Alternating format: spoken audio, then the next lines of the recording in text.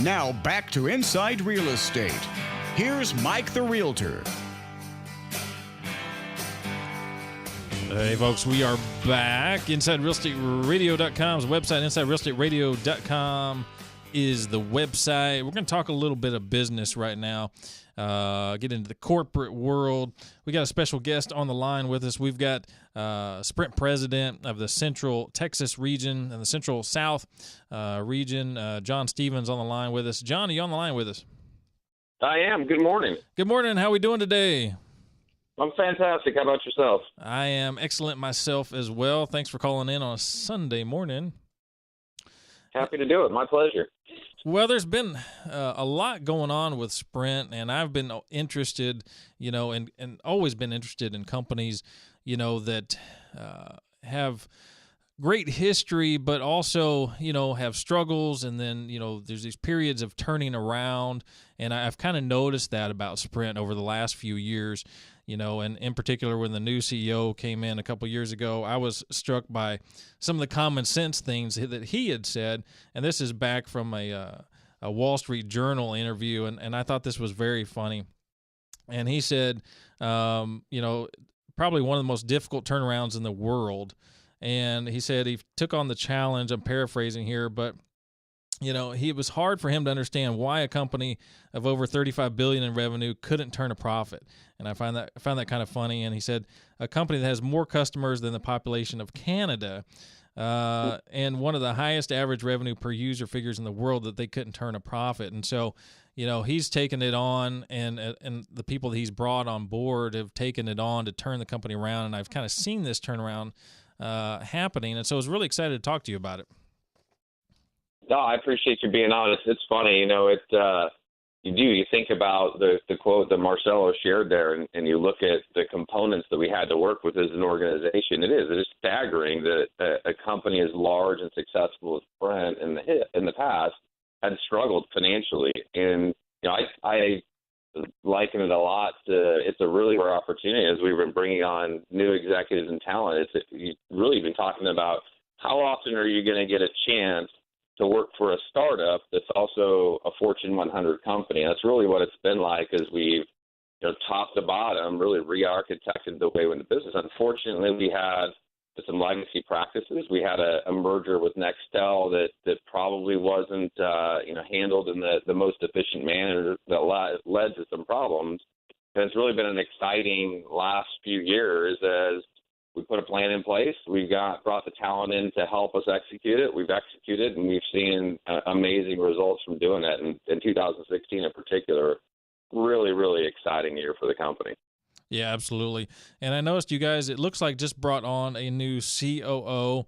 And what kind of struck me too was that, a company usually this large, this position to maybe have been empty, and to bring in such a dynamic guy, that's going to be a great addition as well.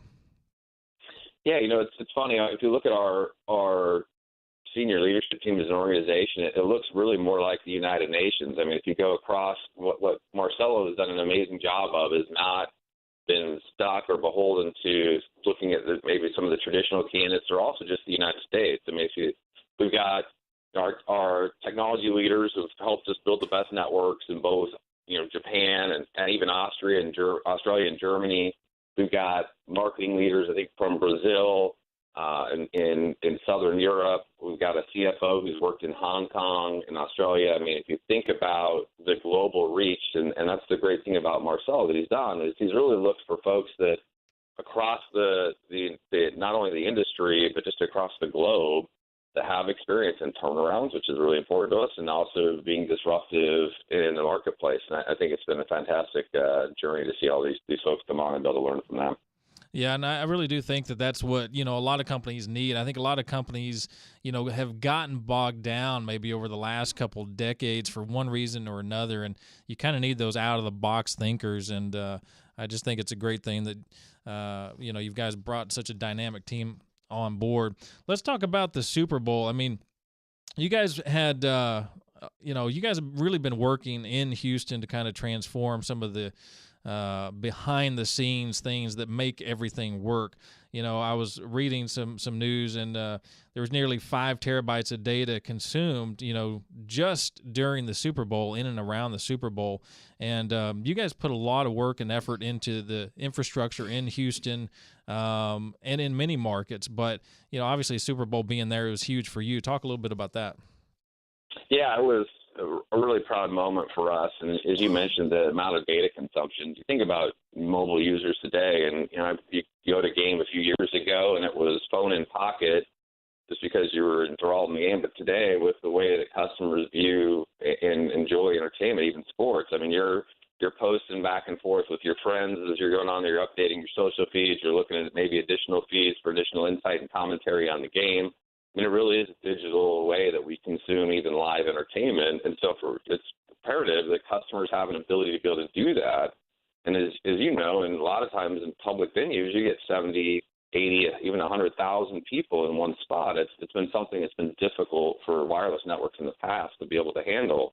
And what we were able to do in Houston is really put our future network on display. And it was really a combination of some of our investments in mini macros, densifying the network, leveraging our 2.5 spectrum, and really proud of the way that our network handled itself to be able to be in a stadium and see download speeds on a packed stadium of upwards of 80, 90, 100 megabits down, and really have a seamless user experience was fantastic, and really proud of the way that our network represented itself in Houston during the Super Bowl, but also the way it's been representing itself every day across all of our markets.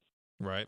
And talk a little bit about the infrastructure. I mean, you guys kind of pride yourself on sort of running off of, your own infrastructure as best as possible, and then using, other carriers for that last leg of the mile, and maybe in certain areas, et cetera. But you guys have been upgrading, your networks, adding, these, and I'm not a technical guy necessarily, but, adding these nodes into all these markets. And so talk a little bit about the technical side of it, so that we can understand on how that works and what you're upgrading in all the markets.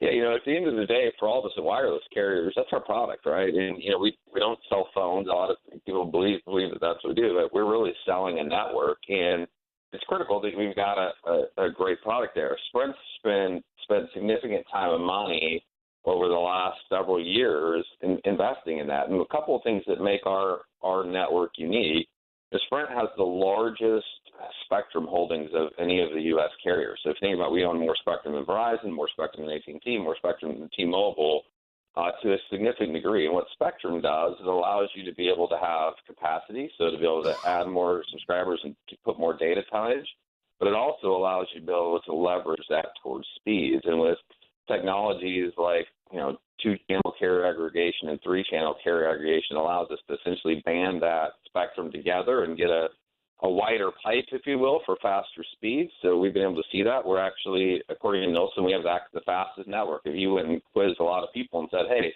of the major wireless carriers, tell me who's got the fastest download speeds, many people probably wouldn't think that that's Sprint, but the reality is scored by third party. We do. I think we also have seen significant gains in reliability. Our network scores incredibly well overall in terms of reliability.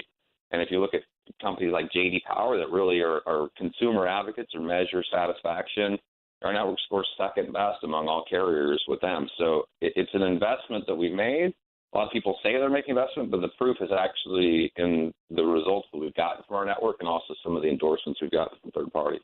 Yeah, I think so. And I think, the Super Bowl moment was kind of a big deal as well, because especially now with, Facebook Live and, the amount of data that it takes to that you run on your own mobile device. Everybody's running around with a little computer and a hard box with them, and the amount of data that's just rolling into that. By the way, I mean, how much discussion is there behind the scenes before, some of these apps are thrown out there and how they're going to impact data usage? How much discussion behind the scenes is there, given the carriers a heads up, is there about new apps that are going to heavily impact usage?